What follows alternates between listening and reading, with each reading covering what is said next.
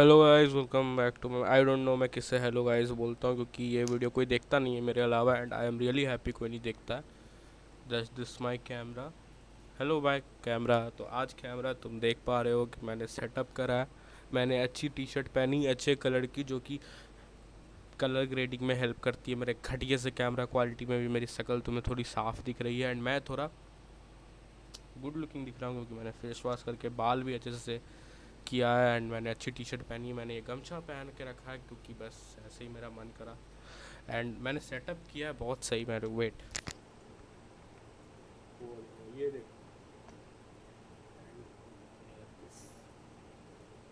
इसको मैं अगर इस हाइट पे रखता तो ये सही रहता नहीं, या यहाँ भी। ओ ओके ओके गाइस, मेरे को यहाँ पे रखना चाहिए था। कितना सही लग रहा है। आज का हमारा टॉपिक क्या है? पहले हम लोग सिट बैक करेंगे, रिलैक्स करेंगे। आज मैंने मिरर को भी ढक दिया है पीछे वाले, ताकि रिफ्लेक्शन ना आए। आज की कैमरा क्वालिटी काफ़ी सही करी है ना मैंने, बस है ना, नॉट बोला है। आज की कैमरा क्वालिटी काफ़ी सही करी है मैंने भाई। क्रेडिट दो यार थोड़ा सा। इसको थोड़ा पास कर लेते हैं, 1 मिनट। भाई मेन है ना, देखो मैं प्रैक्टिकल लिख रहा था, वही सब पड़े हुए रहते हैं यहाँ पे। मैं क्योंकि काफ़ी मेहनत करता हूँ भाई। आज का टॉपिक हमारा क्या है? आज का टॉपिक है हमारा इंडियंस, डम्ब फक इंडियंस। आज फिर से मैं भड़ास निकालने वाला हूँ अपनी, जैसा कि मैं हर 3 दिन पे निकालता रहता हूँ अपनी भड़ास।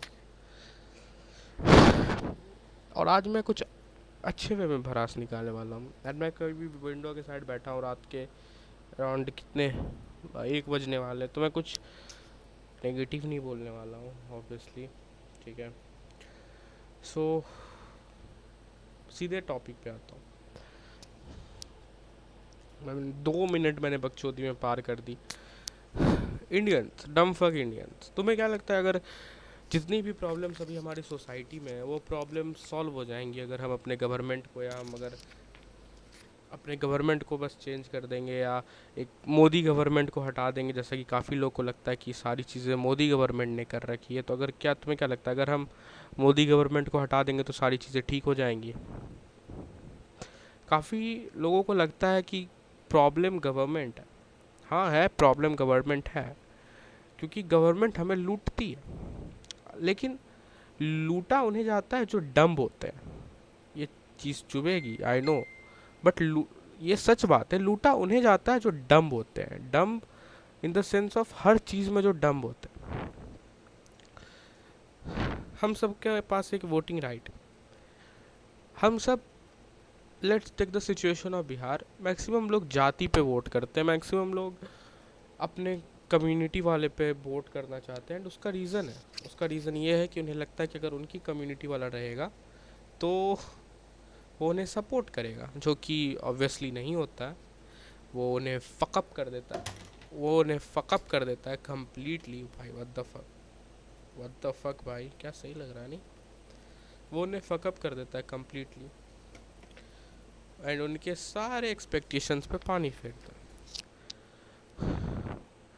लेकिन ये तो हो गई बिहार की बात। तुम लोगों में से कुछ बोलोगे कि ऑल ओवर कंट्री के बेसिस पे बताओ कि ये प्रॉब्लम क्या है। ऑल ओवर कंट्री के बेसिस पे, ऑल ओवर कंट्री के बेसिस पे अगर हम आए, तो प्रॉब्लम आइडियोलॉजी है। काफ़ी लोग होंगे जो एक्सट्रीम राइट होंगे, जिन्होंने एक बार मोदी गवर्नमेंट को वोट करा, फिर वो उनके लॉयल सपोर्टर्स बन जाएंगे लाइफ टाइम, टिल डेथ वो उनके सपोर्टर्स रहेंगे। एंड ये तुम्हें लग रहा होगा क्या बकचोदी कर रहा है भाई, नहीं, ये सच होता है भाई, सच होता है। कोई अगर टीएमसी सपोर्टर है, कांग्रेस सपोर्टर, वो लाइफ टाइम भर तक उसका सपोर्टर रह जाता है, क्योंकि उसमें एक ऐसी साइकोलॉजिकल चीज़ बिल्डअप हो जाती है कि वो हर गलती में भी उन्हें जस्टिफाई करना चाहता है, हर सही में तो ऑब्वियसली क्रेडिट लूटना चाहता है। और इस वजह से लोगों में ये सोच बन जाती है कि ये पार्टी ही मेरी एग्जिस्टेंस है, यही पार्टी मेरी पॉलिटिकल ओपिनियन है। जबकि ऐसा नहीं होता है। तुम्हारी पॉलिटिकल ओपिनियन तुम बनाते हो, तुम्हारी पॉलिटिकल ओपिनियन तुम्हारे पर्सनल एक्सपीरियंसेस पे बननी चाहिए। तुम्हारे आइडियोलॉजी चेंज होती रहनी चाहिए। अब तुम्हें लगेगा कि भाई ये कैसी अजीब सी बात है कि आइडियोलॉजी चेंज होती रहनी चाहिए। मेरा मतलब है कि अगर मानो, सपोज करो एक मोदी गवर्नमेंट है, तुमने उसका काम देखा कि हाँ ठीक है, काफ़ी चीज़ों में इम्प्रूवमेंट आई कांग्रेस के मुकाबले, लेकिन इसका मतलब ये नहीं कि अब तुम्हें उसे ही 40 साल 50 साल बैठा के रखोगे। जब मोदी गवर्नमेंट आई थी 2014 में, तब से लेके उन्होंने अच्छा काम किया। 2000 आई गेस पिछले साल इलेक्शन हुआ था ना, 2024 तक काफ़ी सही काम किया उन्होंने। काफ़ी सारी चीज़ें उन्होंने लाई, काफ़ी सारी चीज़ें बदली, काफ़ी सारी चीज़ों में सुधार किया, लेकिन काफ़ी सारी चीज़ें ख़राब भी हुई। महंगाई आई, बहुत सारी चीज़ें और भी ख़राब हुई। तुम्हें पता, मैं तुम्हें एक लिस्ट दे सकता हूँ, अगर तुम मेरे को, ऑब्वियसली मैंने नहीं देने वाला, कोई देखने नहीं वाला, अगर देख रहा है तो फिर मेरे से मांगो, मैं दूंगा। बट चीज़ ये है कि फिर भी जो राइट विंग वाले लोग हैं, जिन्होंने दो टर्म्स मोदी की गवर्नमेंट में अच्छाई झेली, वो सोचेंगे कि कोई दिक्कत नहीं है, बाकी टर्म्स इसकी जो मन मर्जी कर ले। नहीं, ये नहीं होना चाहिए ना। अगर आप अमेरिका देखोगे, कोई 2 टर्म से ज़्यादा प्रेसिडेंट नहीं बन सकता। And this is the mindset of A developed country, क्योंकि ये डेमोक्रेसी है, किसी के बाप का राज नहीं है। अगर तुम किसी को 5 साल से ज़्यादा किसी कंट्री के एक हायर पोजीशन पर बैठाओगे ना, उसे लगने लगता है कि वो इस कंट्री का राजा है। देखो, मैं ये चीज़ में नहीं मानता कि एक नेता जो होता है, एक प्रधानमंत्री जो होता है, उसे किसी का सेवक बने रहना चाहिए। नहीं, वो एक लीडर होता है जो हमें एक लीड करे अच्छे फ्यूचर के तरफ, चाहे वो बाई फोर्स हो या बाई किसी चीज़ के हो। उसको ये नहीं बोलना चाहिए। जब भी कोई लीडर ये बोलता है कि मैं आपकी चरणों में पड़ा रहूँगा या मैं आपकी सेवा करूँगा, ये वो, तो वो मेरे को सुनने में बहुत वियर्ड इसलिए लगता है क्योंकि भाई याद, वो तो सच नहीं होने वाला है। नहीं होने वाला है। उसके साथ एक और चीज़ है कि तुम एक लीडर हो, तुम्हारा काम किसी के चरण में पड़ना नहीं है, तुम्हारा काम उन्हें लीड करना है। और यही एक मेन टॉपिक है जिस वजह से इंडियंस डम है। इंडियंस में सिविक सेंस नहीं है। इंडियंस में से इतनी रेसिज्म है कि वो अपने आपस में ही रेसिस्ट है। बिहार में लोग जात पात पे रेसिस्ट हैं, छोटी जाति वाले बड़े जाति वालों में। बिहार के बाहर बिहारियों के साथ मुंबई वाले रेसिस्ट हैं, महाराष्ट्र वालों के साथ कर्नाटक वाले रेसिस्ट है, कर्नाटक वालों के साथ महाराष्ट्र वाले रेसिस्ट हैं। उनसे जम्मू कश्मीर वाले रेसिस्ट, जम्मू कश्मीर से ये लोग रेसिस्ट है, ये लोग से नॉर्थ ईस्ट रेसिस्ट है, नॉर्थ ईस्ट से ये लोग रेसिस्ट है। सब तो रेसिज्म ही है भाई। जीरो सिविक सेंस है, कैसे बात करना है, कैसे करना है। Maximum Indians are dumb, maximum. तुम्हें लग रहा होगा कि जो अच्छे सिटी में रहते हैं, जो जो जिन्हें बहुत कुछ आता है, जिन्होंने अच्छी पढ़ाई की है, वो तो भाई नहीं आते। नहीं, वो डम है। They are dumb in their political opinions. उन्हें लगता है कि पॉलिटिक्स से उनका घर नहीं चलता है। उन्हें लगता है पॉलिटिक्स या एक कंट्री का रिप्रेजेंटेटिव को इलेक्ट करने से उनका कुछ नहीं होने वाला। वो कंट्री के पॉलिटिक्स में इंटरफेयर ही नहीं करते, ये सोचते हुए कि भाई मेरा काम है कमाना, मेरा काम है टैक्स भरना, मेरा काम है मेरे बच्चों को पालना। अगर तुमने सोचा होता और तुमने अपने वोट का सही यूज़ किया होता। अगर हम लोग एक फ़ोन लेने जाते हैं ना, हम लोग 10 चीज़ें देखते हैं कि भाई इस फ़ोन में क्या फ़ीचर है, इस फ़ोन में क्या फ़ीचर है। लेकिन वही जब हम अपने पीएम को चूज़ करते हैं, हम अपने एमएलए को चूज़ करते हैं, हम अपने एमपी को चूज़ करते हैं, we don't give a fuck. Maximum educated लोग जो होते हैं वो अपने होम टाउन से दूर रहते हैं। जैसे कि काफ़ी सारे जो एडुकेटेड बिहारी हैं वो अपने होम टाउन में नहीं रहते, वो कहीं और रहते, इन महाराष्ट्र, इन मुंबई एंड अदर प्लेसेस। तो वो बिहार के इलेक्शंस में वोट नहीं देने आते ऑब्वियसली। बहुत ही रेयर केस में कोई आता है, अगर छठ वट पड़ गया या दुर्गा पूजा पड़ गया या कोई है तो आके वोट देता है। अदरवाइज़ ऐसा कोई नहीं है कि वो स्पेशली टिकट कटा के आके वोट देगा। नहीं, ऐसा नहीं होता। होंगे कुछ, होंगे तो अलग बात है। उन तो जो एडुकेटेड लोग हैं, अगर वही वोट नहीं देंगे, अगर तुमने तुमने पढ़ाई करी, तुमने बिहार को इन गवारों यादवों या इन लोगों के हाथ में छोड़ दिया है, जिनको जात पात से ऊपर कुछ दिखता ही नहीं, यादव भूमियार या जो भी हैं ये सब बहन जो भी है, उनको जात पात से ऊपर कुछ दिखता ही नहीं, तो तुम कैसे एक्सपेक्ट करते हो कि बिहार का कुछ होने वाला है। तुम्हें एक्सपेक्ट करना भी नहीं चाहिए कि बिहार का कुछ होने वाला है। अगर तुम एक्सपेक्ट कर रहे हो तो तुमसे बड़ा चूतिया और दोगला और मादर चोद कोई नहीं है। तुम वोट करने नहीं आते भाई लोग, सोचो। और वो खुद को कैसे शो ऑफ कर देते हैं कि वो काफ़ी एडुकेटेड। नहीं, you are not educated if you are not involving in politics thinking that it's a dirty, क्या कहते हैं उसको, एक नाला है, गंदा नाला है। नहीं, if you are thinking that politics is not a part of your life, you are wrong. Even the price of the grocery is decided by the representative you chose in the past, but you didn't choose anyone. You let the you let your fucking homeland go into the uneducated person hands, while you are sipping your tea in the luxurious apartments in Bengaluru or Mumbai. ये scene है. ऐसे लोगों की मैं कभी respect नहीं कर सकता हूँ जो बिहार को छोड़ के बाहर जाने की बात. आप देखो, अगर आप वहाँ पे वोट गिरा रहे हो लोकसभा का, it's fine, completely fine from me.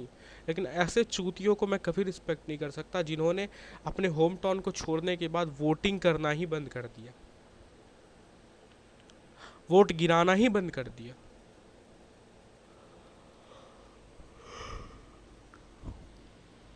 और कहते हैं कि पॉलिटिशियंस में दिक्कत है. जो एडुकेटेड लोग हैं वो वोट ही नहीं देते, उन्हें ये सब टाइम पास लगता. जो गंवार लोग हैं वोट देते, उनकी गलती भी है, पर उनसे बड़ी गलती किनकी है? एडुकेटेड लोगों की. अगर मैं अभी 10 एडुकेटेड लोगों को जो कि पढ़े लिखे हैं, अगर मैं उनसे पूछने जाऊँ ना, मैक्सिमम 10 में से 9 तो बोलेंगे कि वो बीजेपी को सपोर्ट करते. मैं उनसे पूछूंगा वाई दे सपोर्ट बीजेपी, वो बोलेंगे कि बीजेपी कांग्रेस से बेटर. ओके फाइन, कांग्रेस से बेटर है, बट क्या अगर मैं बोलूँ कि एक बच्चा है जिसको 100 में से 2 नंबर आते हैं, और एक बच्चा है जिसको 100 में से 10 नंबर आते हैं, तो अगर मैं बोलूँ 100 में से 10 नंबर आने वाला बच्चा बहुत बेटर हो गया, ये गलत है ना, क्योंकि 100 नंबर के टेस्ट में 10 नंबर है भाई. मैं या तो उस 100 में से 10 वाले नंबर को क्लास मॉनिटर के पोजीशन से हटाऊंगा, एंड कुछ कोई ऐसा ढूंढूंगा जो 100 में से 20 हो, 30 हो. लेकिन यहाँ पे कैच है जो मैं अभी बताऊंगा. या तो मैं 100 में से 10 वाले को बोलूँगा कि इम्प्रूव कर खुद को, और 100 में से 40 या 50 पर. लेकिन इसमें कैच कहता है पता है क्या, काफ़ी लोग कहते हैं कि बीजेपी को सत्ता से जाना चाहिए. बीजेपी सत्ता से चल भी जाती तो उसके बाद कौन आएगा? Congress. Do you really think कि वो इस देश को वापस डिजर्व करते रूल करना? रूल हटाओ, rule is a very derogatory term for a democratic country. वो लीड कर सकते तुम्हें, वो पार्टी जिसकी मोरालिटी ही हिली हुई है, जो स्कैम्स में फंसे हुए रहते हैं, जिनके अलायंसेस में रेपिस्ट है, आरजेडी, वो पार्टी डिजर्व करती है इन द लाइन ऑफ, क्या कहते हैं, to be a leader of a nation, of a largest democratic nation? No, Congress नहीं डिजर्व करती. And I am not kidding, they don't fucking deserve to lead this nation, and neither BJP. But क्या करें, option का है हमारे पास. जो main elections होते हैं, मेन इलेक्शंस जो होते हैं एमपी वगैरह के लिए, या एमपी वगैरह के लिए होते हैं, लोकसभा इलेक्शन जिसमें प्रधानमंत्री चूज किए जाते हैं, उसमें मैं तुमको बस ये कह सकता हूँ कि जब भी तुम वोट दो तो, एंड ये अगेन द पॉइंट कि इंडियंस क्यों डम है, वो हमेशा एक प्रधानमंत्री के फेस को वोट देते हैं कि भाई I am voting for prime minister Modi, I want to see Modi as my prime minister. Okay, do you think Modi is very good as a prime minister? Then okay, go for it. But अगर तुम थोड़ा सा भी अपना radical दिमाग लगाओगे तो हर government में कुछ खामियां होती हैं, और बीजेपी गवर्नमेंट में भी खामियां, और काफ़ी ज़्यादा खामियां. Like this current ethanol situation is fucking outrageous and fucking, you know, क्या कह सकते हैं, एकदम घटिया. तो तुम्हें क्या करना चाहिए था? तुम्हारे इलाके के पर्सन में जो अच्छा, जो तुम्हारी एमपी के सीट पे खड़ा हुआ होगा, हो सकता है वो कोई कांग्रेस का खड़ा हो सकता है वो बीजेपी का खड़ा हो सकता है वो निर्दलीय खड़ा हो, तुम्हें उसे वोट देना चाहिए था. ना कि सीधे सोचने का कि अगर मैं बीजेपी को वोट दे रहा हूँ, मैं मोदी को वोट, तुम मोदी को वोट नहीं दे रहे हो, मोदी अलग सीट से खड़ा है. मोदी तुम्हारी सीट की नहीं सोचेगा, मोदी देश की सोचेगा, और सोच भी नहीं रहा है. बट अगर वो सोचेगा भी तो वो पूरे देश की सोचेगा, वो तुम्हारे सीट की नहीं सोचेगा. पर तुमने जो तुम्हारी सीट की, जो तुम्हारे सीट की डेवलपमेंट कर सकता था, तुम्हारा लोकल एमपी, तुमने उसे वोट ही नहीं दिया, तुमने उसे चांस ही नहीं दिया. तुमने किसे चांस दिया? मोदी को. अब तुम्हारा एमपी भले ही चूतिया निकले, लेकिन तुम्हें मोदी से एक्सपेक्टेशन है. क्यों? तुम्हें अपने एमपी को चूज करना चाहिए था ना दिमाग से, तुमने वो नहीं करा। एंड देन यू क्राई कि मैं, मेरे लिए मोदी कुछ नहीं। मोदी तुझे जानता तक नहीं है, Modi doesn't even know about your seat. Modi is not the MP of your seat, Modi is not the MLA of your seat. जो तेरा लोकल एमपी है उस वो उसकी जिम्मेदारी है तुझे जवाब देना। अगर तेरे यहाँ रोड खराब है, अगर उसकी जिम्मेदारी है तेरे यहाँ अगर स्कूल नहीं है, उसकी जिम्मेदारी अगर तेरे यहाँ हॉस्पिटल्स नहीं है। और यहाँ पे एमपी की जिम्मेदारी, एमएलए की भी नहीं। एमएलए की जो है वो लोकल रोड्स, गली के अंदर के रोड्स वगैरह, ये सब उनकी जिम्मेदारी होती है। एमएलए के अंडर एमएलए वो सब काम करवा सकते हैं ईजिली। लेकिन तू किसे टारगेट करेगा? मोदी। मोदी इतने अनएडुकेटेड है तो Indians at the knowledge of politics. बस इन्हें बोल दो बक बक करने की, 10 खामियां मोदी की निकालो, 10 खामियां राहुल गांधी की निकालो, 10 अच्छी चीज़ें इनके बारे में बोलो, 10 अच्छी चीज़ें उनके बारे में बोलो। हाँ, उसमें तो भाई बहन चोत क्रेजी क्रेजी IQ।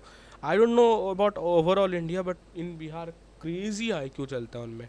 बट अगर इन्हें यही पूछ लो कि आपको किसे वोट देना चाहिए, to the face of the prime minister और to your local MP and MLA, तो इन्हें वो नहीं समझ आएगा।